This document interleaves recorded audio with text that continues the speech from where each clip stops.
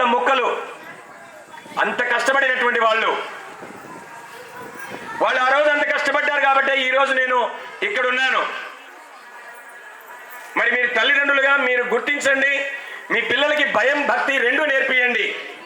Cutting విషయం కానివ్వండి, cell phones ఇవ్వడం కానివ్వండి, ఇటువంటి ఏం దయచేసి ఇవ్వద్దు. మీరు సమాజం ఎటుపోతుందో ఇందాక బద్దునాయక్ మాస్టర్ చెప్పారు. చిన్నపిల్లలు కాదు, ఇంజనీరింగ్ చదువుతున్న అమ్మాయి ఫోన్ ఎందుకు తీసుకొచ్చామని ప్రొఫెసర్, టీచర్ కాదు, ప్రొఫెసర్ ఫోన్ ఎందుకు తీసుకొచ్చావమ్మా అని చెప్పి అడిగిన దానికి బూతులు తిట్టి టీచర్ మీదకి, ఆ ప్రొఫెసర్ మీదకి గొడవకు పోయింది అమ్మాయి. ఆ అమ్మాయికి అంత ధైర్యం ఎక్కడదండి?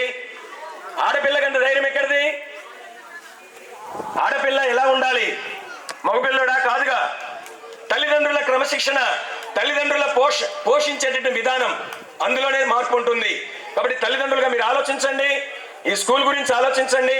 మీ పిల్లల భవిష్యత్తుకి ఇక్కడ ఉన్నటువంటి టీచర్స్ హామీ ఇస్తారు.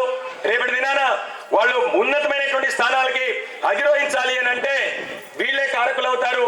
ఆలోచించండి, మీ పిల్లల్ని ఇక్కడ చేర్పించండి. మన పాఠశాల ఇంకా ఇంకా మనం అభివృద్ధి చేసుకుందాము. అందులో నా వంతు, మా వంతు ఎంప్లాయీస్ గా మా వంతు, మన పెద్దలందరి వంతు తప్పకుండా ఉండాలని ఆశిస్తా.